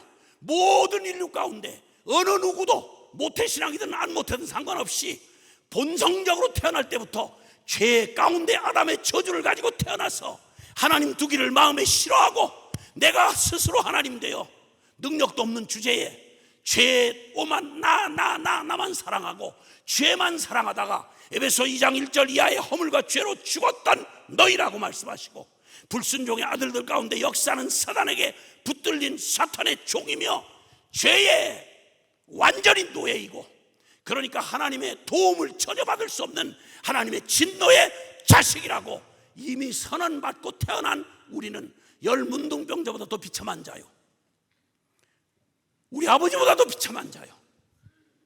근데 주님이 그 예수님을 깨닫게 하실 때 십자가를 알아갈수록, 와, 저는 완전히 저주받았던 자학증에 시달리던, 열등감에 시달리던 나는 완전히 누가 심리치료하거나 날 도와준 게 아니라, 철학을 배운 게 아니라, 이데올로기가 나를 바꾼 게 아니라, 이 단순한 십자가의 복음이 나를 이 끔찍한 죄와 허물에서 예수의 피값 주고, 결코 그리스도 안에 있는 자에게는 결코 정죄함이 없나니. 할렐루야. 예수의 십자가의 보혈이 나의 운명, 죄된 운명을 완전히 죽음으로 심판 끝내 버렸고, 그리고 이제는 영접하는 자, 곧 그 이름을 믿는 자들에게는 하나님의 자녀가 되는 권세를 주셨으니, 할렐루야. 나를 위해 내 이름표 달고 내가 되어 죽으시고 내 저주받은 새롭게 될 수 없는 나의 운명을 끝장내시고, 이제는 부활하사 그를 믿고 받아들이는 우리 속에 오셔서, 성령으로 오셔서 이젠 내가 사는 게 아니요 내 안에 그리스도가 사는 이 놀랍고 신비한 새롭게 하시는 생명을 주신 우리 하나님은 살아 계십니다. 할렐루야. 여러분, 나의 이 저주받은 죄의 운명을 아들 십자가에다 넘기시고 내 저주받은 운명은 가져가 버리시고, 이제는 부활하신 예수의 거룩한 생명, 하나님의 자녀된 생명, 그리고 놀라운 하나님의 비전을 가진 부르심을 받은 생명으로 나를 바꾸신 우리 하나님은 살아 계십니다. 내가 바뀌었어요. 바뀌고 주님은 아무것도 내게, 물론 모든 걸 주셨죠. 자식 5 주셨을 때, 자식 5을 주셨을 때, 이 아이들 모두에게 나는 이 가장 완전한, 이 아이들의 죄인으로 자녀로 태어났지만 이 아이들의 운명을 누구도, 사탄도 못 붙들고 죄도 못 붙드는 가장 완전한 길로 안내하고자 태어나자마자 선교사로 바쳤고, 그 아이들 모두가 동일하게 선교사가 되어 전 세계 열방에 해코지하고 살던 나 같은 망한 인생을 온 열방을 살리는 선교사로 우리 가문 전체를 바꿔 주셨습니다. 할렐루야. 아멘. 하나님 살아 계십니다. 오늘 이 주님이 새롭게 하시겠다고 하는 이 주님의 놀라운 축복을 받기를 원하시는 분만 아멘 합시다. 두 손을 좀 높이 들어주세요. 여러분의 손목, 이 두 손은 여러분이 가지고 있는 모든 능력을 상징합니다. 여러분, 이 능력으로 여러분 새롭게 될 수 있습니까? 여러분의 죄를 바꿀 수 있습니까? 여러분의 죽음의 운명을 바꿀 수 있습니까? 하나님의 심판을 피해갈 수 있습니까? 여러분 거룩하게 될 수 있습니까? No, no, no, no. 그러면 이제 두 손은 이런 의미로 들어야 합니다. 항복합니다. 주님, 저는 새롭게 되어야 합니다. 주님, 저는 새 생명이 필요합니다. 나 죽고 예수가 사는, 나를 도와주는 정도가 아니라 예수님이 나의 새 생명이 되셔야 합니다. 내 인생의 주인이 되셔야 합니다. 내 삶의 마스터가 되셔야 합니다. 나는 재수 없는 내 인생은 끝장났고 이제는 주님이 피값 주고 산 누구와도 바꿀 수 없는 하나님의 사랑하는 아들, 딸 되어 주님과 함께 주님의 심장 가지고 열방을 축복하는 복의 근원이 되리라. 오늘 이 말씀을 듣는 중에 두 손 들고, 나 예수님을 한 번도 영접해 본 적 없어요. 그러나 이제 무슨 말씀인지 알겠어요. 나는 하나님이 필요해요. 하나님 없는 나는 예배당 안에 있든지 믿는 집에 태어났든 상관없이, 하나님 안에 없는 나는, 하나님이 없는 나는 새롭게 될 가능성이 없어요. 주님, 나에게 완전한 새 생명을 주옵소서. 십자가 앞에 나아가기 위해서 여러분, 내가 하나님 없이 살아왔던 모든 삶의 죄악, 하나님 없이 내가 주장하며 살아왔던 나의 삶을 돌이키고 회개해야 합니다. 하나님 없이 내 정욕을 따라 지었던 죄, 하나님 없이 시기하고 질투하며 그리고 이 땅에 더러운 하나님 말고 다른 걸 채우려고 했던 우리의 중독된 모든 거, 이 시간 두 손을 들고 항복하듯이 내어 버려야 하는 것입니다. 그리고 예수님을 이제는 나의 새 생명 전부로 받아들이셔야 합니다. 그러면 저와 여러분에게 꿈꾸신 주님의 새롭게 하리라. 저와 여러분의 삶은 누구도 붙들 수 없는, 운명도 막을 수 없는 새로운 삶이 되는 것입니다. 이 밤의 결단은 여러분의 운명을 뒤바꿀 수 있습니다.